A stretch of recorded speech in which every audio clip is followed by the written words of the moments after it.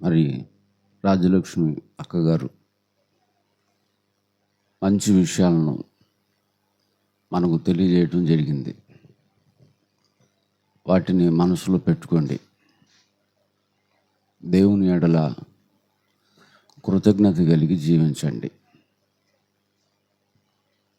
మనం బ్రతికుండటమే ఆయన చేసిన గొప్ప మేలు. దానిని బట్టి ఆయన ఎడల కృతజ్ఞులమై ఉండాలి. మనుషులు చేసిన చిన్న సాయానికి థ్యాంక్స్ చెప్తాం. దేవుడు చేసింది చిన్న సాయం కాదు, చాలా గొప్ప సాయం. ఆయన ఎడల నిత్యం ఎప్పటికీ కృతజ్ఞత కలిగి ఉండాలి. అలా కృతజ్ఞత కలిగి ఉన్నవారి హృదయాలు మాత్రమే వెలుగుమయమై ఉంటాయి. కృతజ్ఞత లేని వారి హృదయాలు అంధకారంగా మారిపోతాయి. చీకటి శాపం వారి బ్రతుకులో తాండవిస్తుంది. దానిని పారద్రోలే ఆయుధం ఒకటే, ఆయన ఎడల కృతజ్ఞత కలిగి బ్రతకటం. అర్థమైందండి? మనమందరం ఈ భూమి మీదకి వచ్చాం. ఎందుకు వచ్చాం? కొంతకాలం ఉంటాం. ఉన్న కొంతకాలం మనం చేయవలసిందేంటి? మనం మరువకూడనిదేంటి అని ఆలోచన చేయగలిగితే, ఆయనను మరువకూడదు, ఆయన ఉన్న పరలోకాన్ని మరువకూడదు. ఇక్కడ ఎన్ని రోజులు ఉంటాం మనకి తెలీదు. ఉన్నన్ని రోజులు ఆయన మహిమకు కీర్తి కలిగేటట్టుగా మనం ఉండాలి, మనం బ్రతకాలి, మనం నడవాలి. ఆయన జీవించిన కాలంలో చెప్పినటువంటి మాటలు బైబిల్ గ్రంథంలో ఉన్నాయి. మీరు ఇక్కడ నుండే బయలుదేరి అక్కడికి వెళ్ళారు, మరలా మీరు ఇక్కడికి వచ్చేయాలి. అది శాశ్వతం కాదు, అది క్షణికం. నా రాజ్యం శాశ్వతం, నేను శాశ్వతం. నిత్యముండేవి పైనున్న లోకం, అనిత్యం ఈ భూలోకం. కనుక ఈ అనిత్యమైన ఈ లోకంలో నుండి మీరు నిత్యమైనటువంటి లోకానికి రావాలంటే ఈ భూమి మీద మీరు ఎలా ఉండాలి,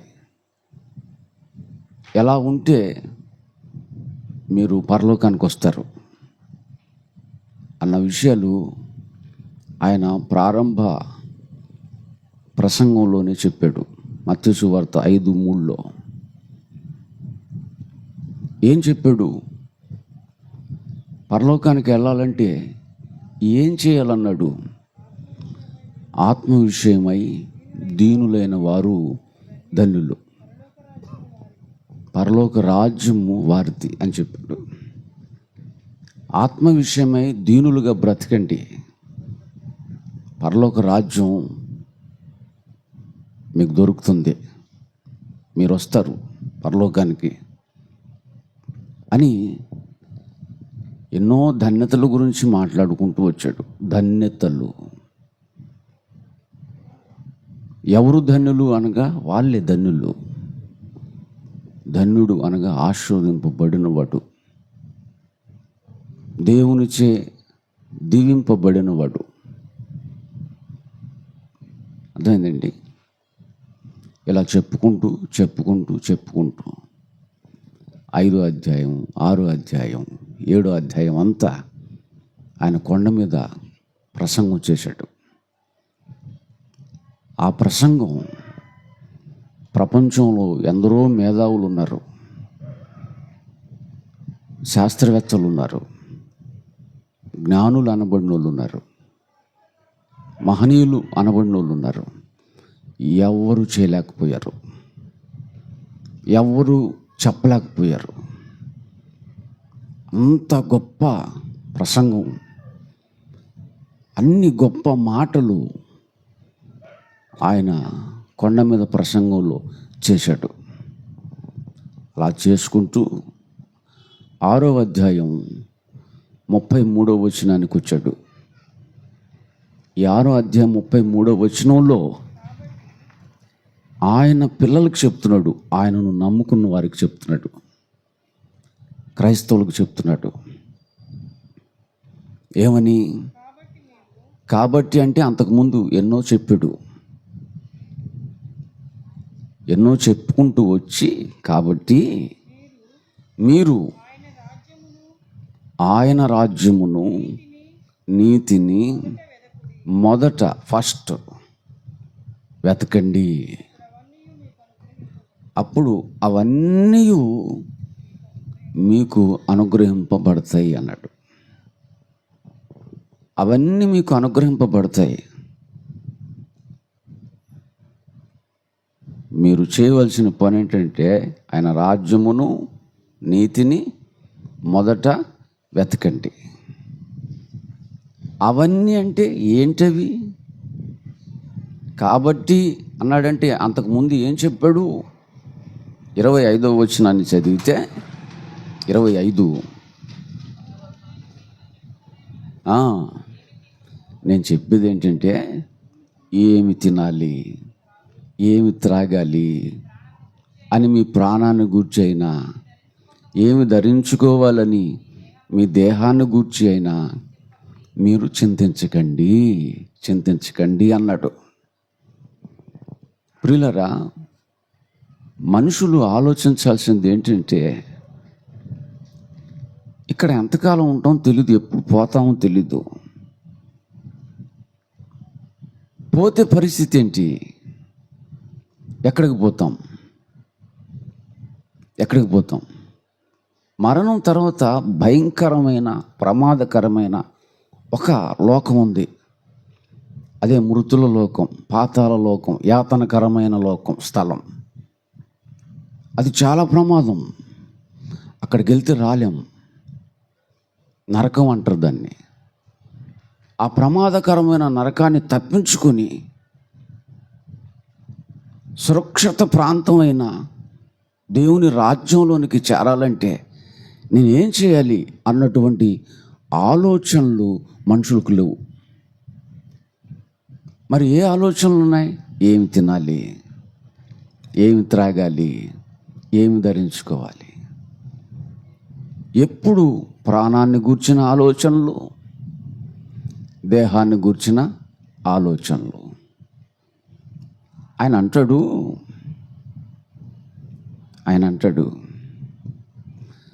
ఆహారం కంటే ప్రాణం గొప్పది కదా. ఏది గొప్పది? ఆహారం కంటే ఏది గొప్పది? ప్రాణం. ప్రాణం నిలబడాలంటే ఆహారం తినాలి. ఇప్పుడు ప్రాణం నిలబడాలి అన్న సంగతి దేవునికి తెలీదా? నిలబడాలంటే ఏం తినాలి? ఆహారం. ప్రాణం ఇచ్చింది ఎవరు? దేవుడు. ఆ ప్రాణాన్ని నిలబెట్టడానికి ఆహారాన్ని ఇవ్వడా? దేహాన్ని ఇచ్చింది ఎవరు? దేహాన్ని ఇచ్చింది దేవుడు. దేహం గొప్పదా? ధరించుకునే వస్త్రాలు గొప్పయా? దేహం గొప్పది. అంత గొప్ప దేహాన్ని ఇచ్చిన ఆ దేవుడు వస్త్రాలు ధరించుకోవడానికి వస్త్రాలు ఇవ్వడా? వాటి గురించి ఎందుకు ఆలోచిస్తారు? ఏమి తినాలి, ఏమి త్రాగాలి, ఏమి ధరించాలి, రేపేలా, ఎల్లుండేలా, వచ్చే నెల ఎలా, వచ్చే సంవత్సరం ఎలా? ఎందుకు భవిష్యత్తును గూర్చినటువంటి ఆలోచన? ప్రియులారా, ఇలా ఆలోచించగా అట్టి ఆలోచన చింతగా మారుతుంది. అవునా? చింతలు, ఆలోచనలు ముదిరితే, లోక సంబంధమైన ఆలోచనలు ఎక్కువైతే అవి చింతలుగా మారుతాయి. చింతలుగా అని చెప్పుకుంటూ వస్తాడమ్మా. 20 దాటి 26 చదవండి. ఆకాశ పక్షులను ఒకసారి చూడండి. వేటిని చూడమంటున్నాడు? ఆకాశ పక్షులను ఒకసారి చూడండి. అవి మీలాగా విత్తవు కదా, గింజలు విత్తుతాయా? విత్తవు. కోతలకు వస్తాయా? కోయవు. కొట్లలో కూర్చుకోవు, స్టాక్ పెట్టుకోవు. ఆకాశ పక్షులు, వాటికి ఏ దిగులు లేదు. విత్తాలన్న దిగులు లేదు, కోయాలన్న దిగులు లేదు, సమకూర్చుకోవాలన్న దిగులు లేదు.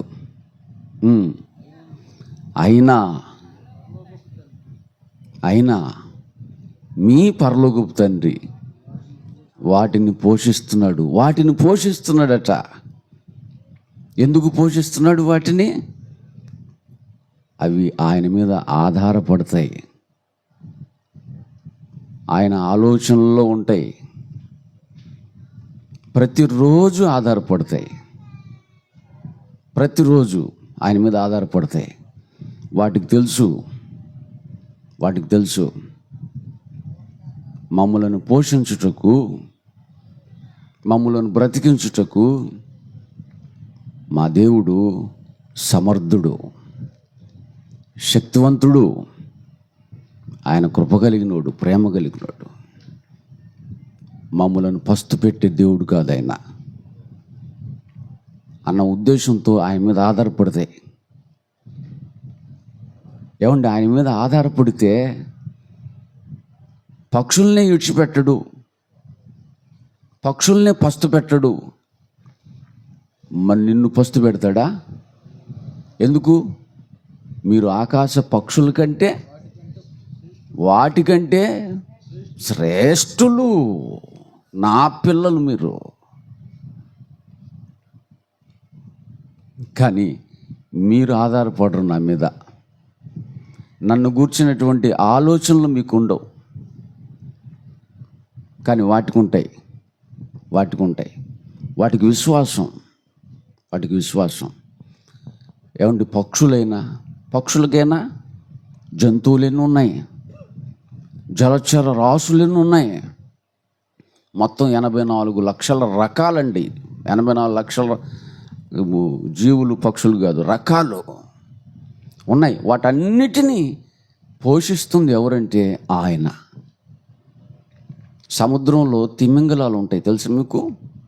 ఒక్క తిమింగలం 2 ఎడ్ల బండ్ల ఆహారాన్ని తింటుంది రోజుకి.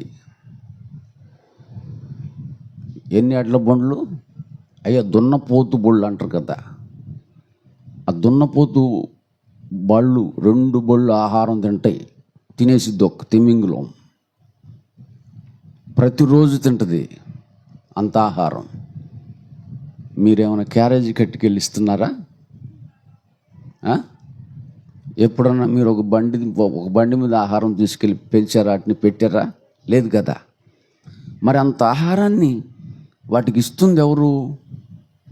జీవం కలిగిన దేవుడు. అందుకే బైబిల్లో రాయబడిన మాట ఏంటో తెలుసా? సర్వజీవుల కన్నులు ఆయన వైపు చూస్తున్నాయి. 84 లక్షల రకాల జీవరాశుల కన్నులు ఎవరి వైపు చూస్తున్నాయి? దేవుని వైపు చూస్తున్నాయి. మరి నీ కన్నులు ఎవరి వైపు చూస్తున్నాయి? లోకంలో ఉన్నవారి వైపు చూస్తున్నాయి, లోకంలో ఉన్న వాటి వైపు చూస్తున్నాయి, లోకం వైపు చూస్తున్నాయి నీ కన్నులు. కానీ వాటి కన్నులైతే ఆయన వైపు చూస్తున్నాయి. గనుకనే ఆయన వాటికి ఆహారాన్ని సిద్ధపరిచిస్తున్నాడు. గుప్పిలు విప్పి వాటి ఆకలిని తీరుస్తున్నాడు. యోబు గ్రంథంలో 38లో ఉంటుంది, అరచు పిల్ల కాకులకు ఆయన ఆహారం ఇస్తాడు. తిండి లేక తిరుగులాడుతున్న కాకి పిల్లలు, ఏమంటే తిండి లేక తిరుగులాడుతున్న కాకి పిల్లలు ఎవరికి మొరపెడతాయి? ఎవరికి? దేవునికి మొరపెట్టగా ఎప్పుడన్నా అట్ట మొరపెట్టావా? వచ్చా నీకు మొరొచ్చా? అడుక్కోవటమేనా? మొరేమని పెడతావా? మొరపెట్టగా కాకికి ఆహారము ఆయన సిద్ధపరుస్తాడు. తిండి లేక కాకి పిల్లలు దేవునికి మొరపెడితే దేవుడు ఎవరికి ఆహారం సిద్ధపరుస్తాడో తెలుసా? తల్లి కాకికి ఆహారాన్ని సిద్ధపరుస్తాడు. మొరపెట్టేది ఎవరు? పిల్లలు మొరపెడితే ఆహారం ఎవరికి రెడీ చేస్తున్నాడు? పెద్ద కాకికి. నీ పిల్లలు మొరపెడతారా? చూడండి, ఎంత జ్ఞానం అండి వాటికి, ఎంత బుద్ధి అండి, ఎంత మంచి బుద్ధి అండి, ఎంత జ్ఞానం అండి, దేవుడి మీద ఎంత విశ్వాసం అండి. ఎప్పుడు వాటి ఆలోచనలో ఉండేది ఎవరంటే దేవుడేనండి. దేవుడు దేవుడు దేవుడు దేవుడు.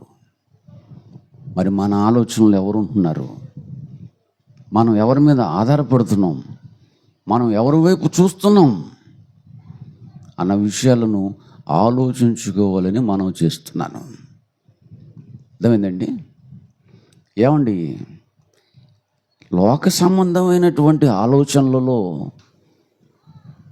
నిమగ్నులు కాకండి.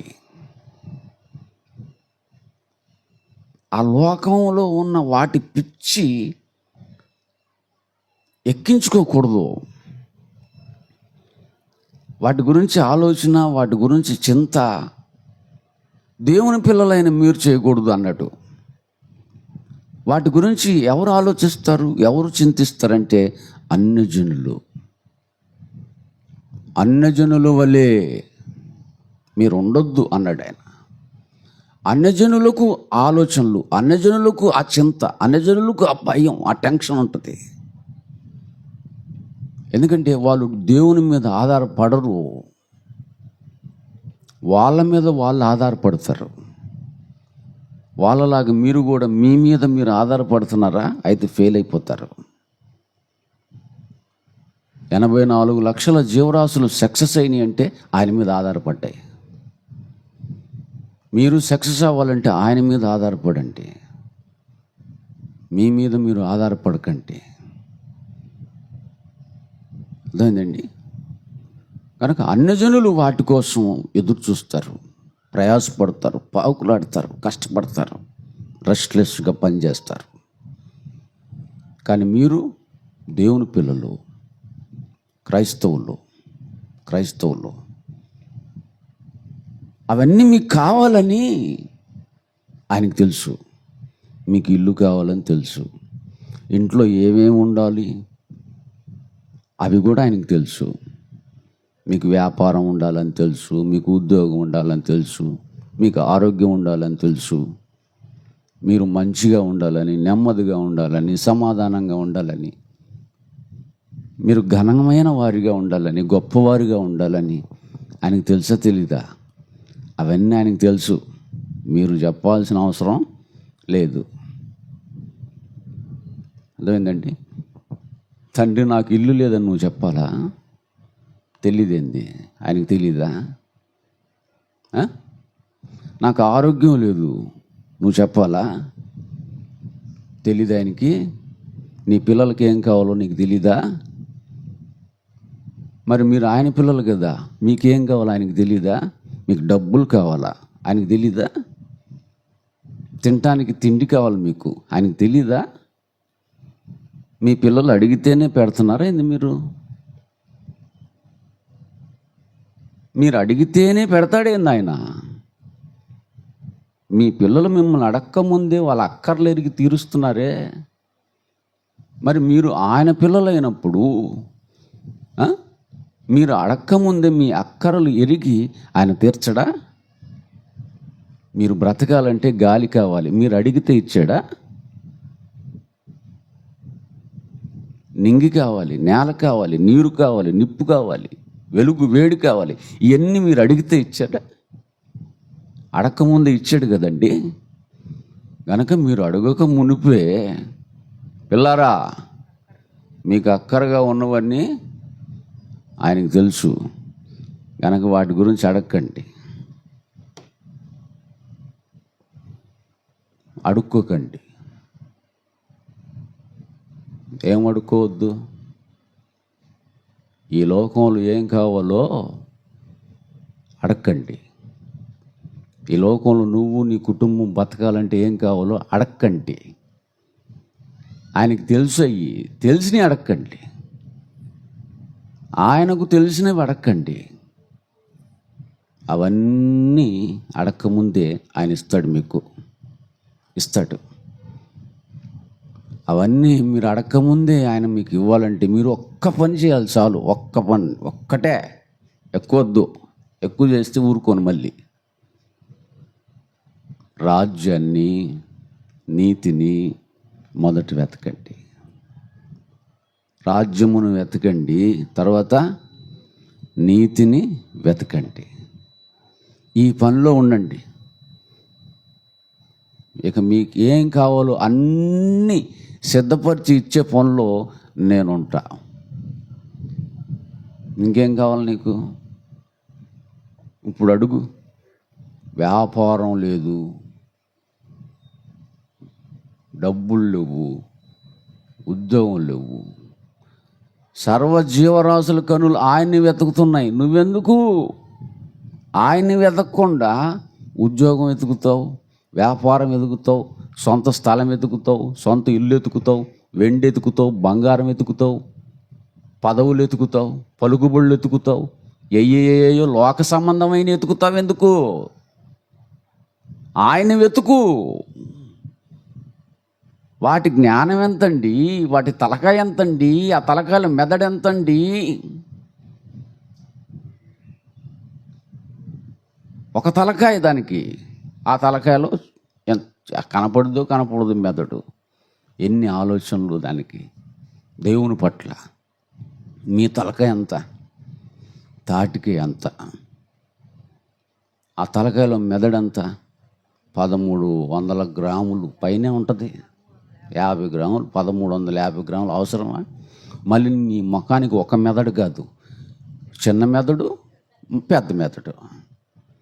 అయినా నువ్వు దేవుణ్ణి ఎతకో.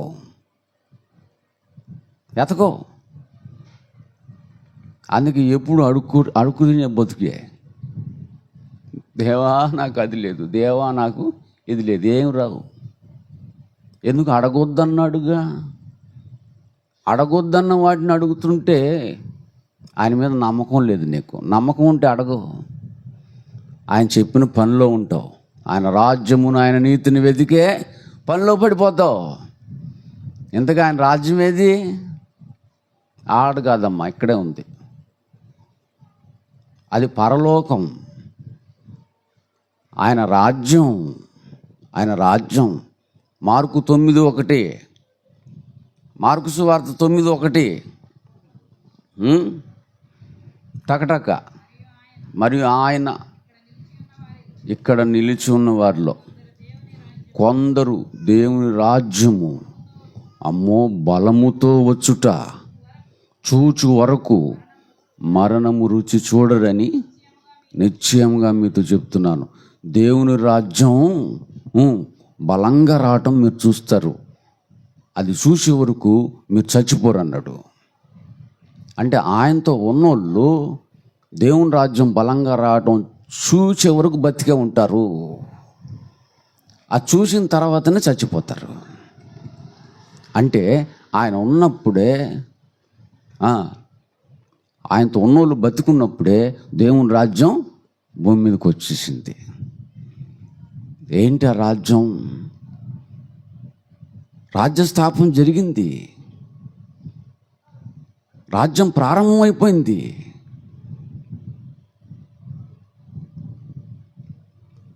ఆ రాజ్యానికి ఉన్న పేరే సంఘం. జీవము కలిగిన దేవుని సంఘమే ఆయన రాజ్యం.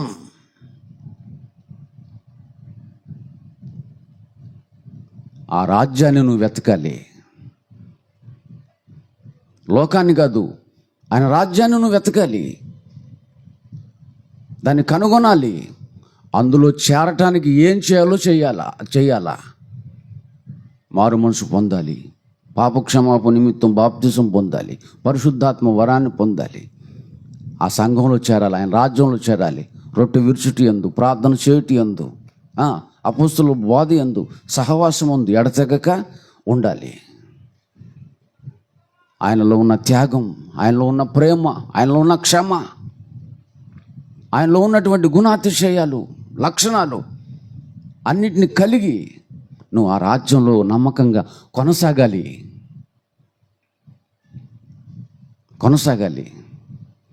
ఆయన రాజ్యంలో ఉంటేనే నువ్వు సేఫ్.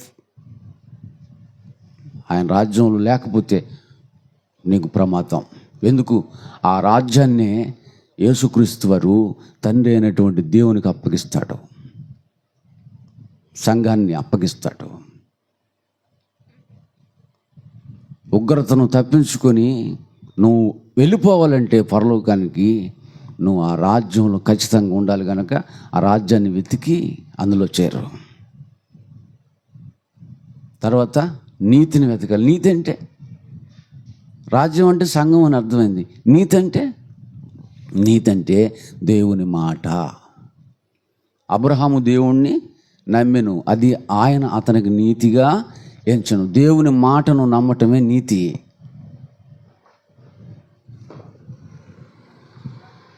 ఆయన మాటను నమ్మటమే నీతి. ఆయన మాట అనగా వాక్యాన్ని నమ్మటం నీతి. వాక్యం అంటే సత్యం. ఆ సత్యానికి స్తంభమే సంఘం. సత్యానికి స్తంభమైన సంఘంలో నువ్వు ఉండాలి. ఎందుకు? ఆ సంఘంలోనే సత్యం ఉంది. సత్యం అంటే వాక్యం అంటే దేవుని మాట అంటే నీతి. ఆ రాజ్యంలో ఉంటూ ఆ నీతిలో సాగాలి. ఆ వాక్య ప్రకారంగా నువ్వు బ్రతకాలి. ఈ పనిలో నువ్వు ఉండాలి. ఉన్నప్పుడు నువ్వు అడుగుకు మునిపే నీకు అక్కరగా ఉన్నవన్నీ ఆయన దయచేస్తాడు. ఎంతమంది ఉన్నారు ఆయన రాజ్యంలో చేయొద్దంటే? సంఘంలో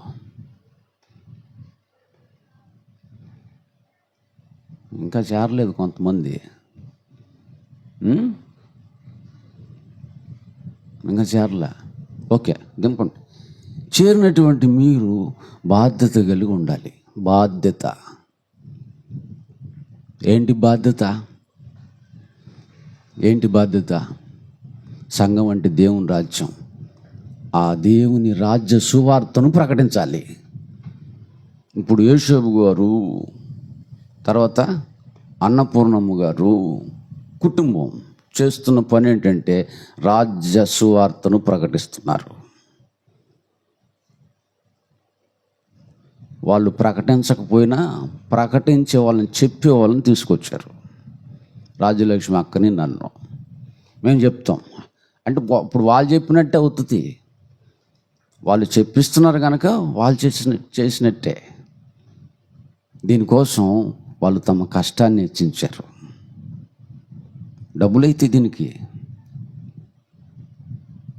శ్రమ ఉంది, దీనికి పిల్లలు కష్టం, ఎంత కష్టపడ్డారు పిల్లలు, కష్టం, వాళ్ళ ప్రయాస, వాళ్ళ త్యాగం, డబ్బులు ఖర్చు అవుతాయి, వాళ్ళ బలం ఖర్చు అవుతుంది, వాళ్ళ సమయం ఖర్చు అవుతుంది.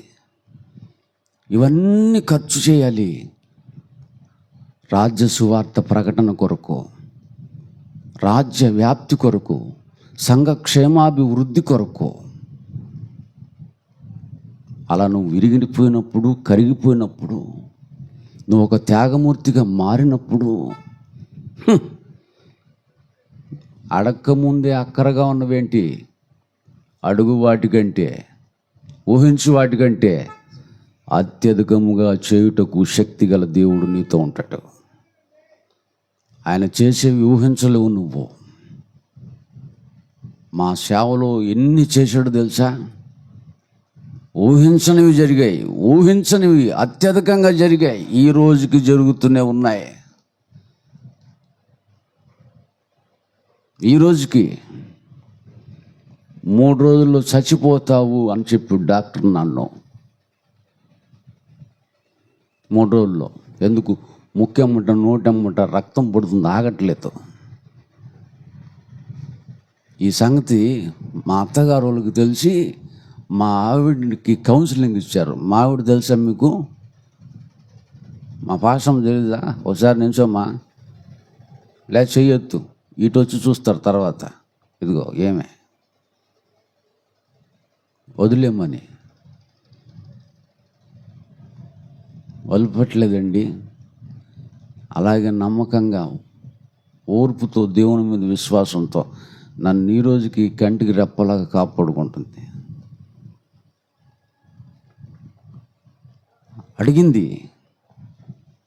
అడిగిన దానికన్నా, ఊహించిన దానికన్నా అత్యధికంగా ఆయన నన్ను నిలబెట్టాడండి. 3 రోజుల్లో చచ్చిపోతామని డాక్టర్లు చెప్పారు. అది చెప్పి 25 సంవత్సరాలు అయింది. ఇంకా చావలేదు. నేను చావను. ఎందుకు? పని ఉంది. దేవుని పని చేయొద్దా? దేవుని పని చేయకుండా చచ్చిపోతే ఎక్కడికి పోతాం? పని చేయనోడికి జీతం వచ్చిద్దా? జీతం రాదు కదండి, శాలరీ రాదు కదా, నిత్యజీవం ఎట్టొచ్చిద్ది? కనుక ఇక్కడ నువ్వు బొగ్గలాడించుకుంటూ తినడానికి పని చేస్తున్నావు, జీతం వస్తుంది. మరి నిత్యజీవం రావాలంటే ఖచ్చితంగా దేవుని పని చేయాలి కదండి. నేను ఇంకో ప్రార్థన కూడా చేశాను. నాలాగా బ్రతికే ఒక 4 పిల్లల్ని ప్రభువా, నాలాగా బ్రతికే 4 పిల్లల్ని నువ్వు నాకు తోడుగా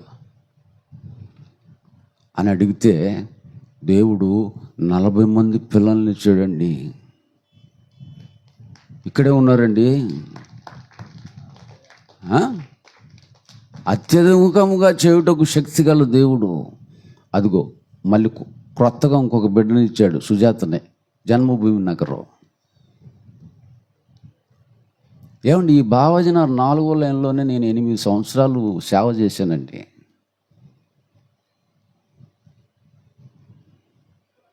నోవాక్ గారు తెలుసా? పేరు తెలియదేమో. 7 కొండలు గారు తెలుసా? ఇంటి పేరు చెప్పండి. పగడాల 7 కొండలు గారు తెలుసా? ఈ లైన్లోనే ఉంటాడు కదండి.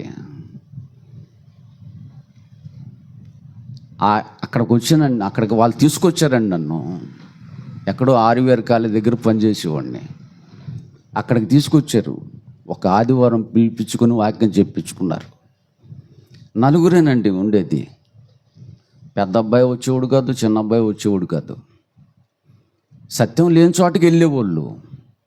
సత్యం అంటే ఏముందండి? ఈ రోజుల్లో సత్యానికి స్తంభంగా లేవండి సంఘాలు. అన్ని గారడీలు అయిపోయినాయి. అబద్ధాలు, మోసాలు ఎక్కువైపోయినాయి. ఉన్నోళ్ళని ఒక లెక్క, లేనోళ్ళని ఒక లెక్క, పక్షపాతంతో ఉన్నాయి సంఘాలన్నీ. ఒక ఐక్యత లేదు, ఒక ప్రేమ లేదు, ఒక ఏక మనసు లేదు.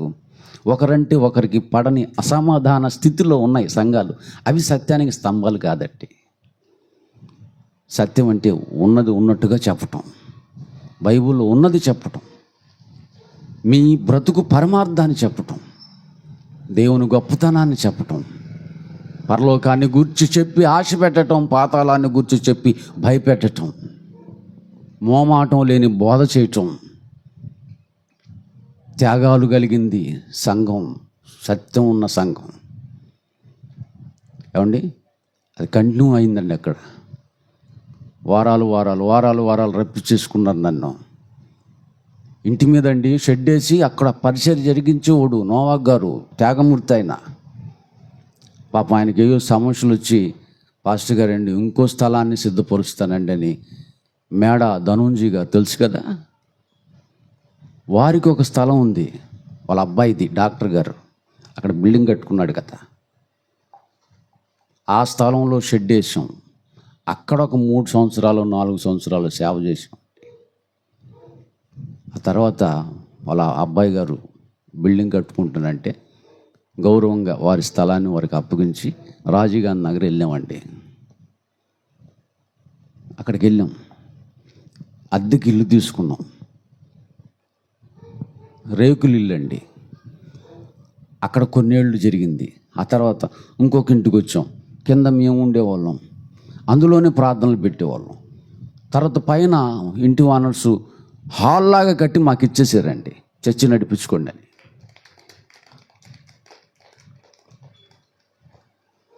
ప్రియులారా, అక్కడికి వచ్చేటువంటి పిల్లలు ఎవరో తెలుసా? ఎక్కడి నుంచి వస్తారు తెలుసా? ఏమండి, జన్మభూమి నగర్ నుండి వస్తారు. చుట్టుకొండ నుంచి లాల్పురం పోయి రోడ్డు ఉంది కదా, అక్కడి నుంచి వస్తారు, జోసెఫ్ కాలనీ నుండి. ఐపిడి కాలనీ నుండి వస్తారు. రాజీగాంధీ నగర్ వాళ్ళు ఎవరు రారండి. ఇంత దూరం నుండి రాజీగాంధీ నగర్ కనీసం 7-8 కిలోమీటర్లు క్రమము తప్పక అత్యాసక్తితో నన్ను విడిచిపెట్టకుండా వస్తారండి. నా దగ్గర ఏమి లేవు, ఆయన కృప తప్ప, ఆయన మాటలు తప్ప.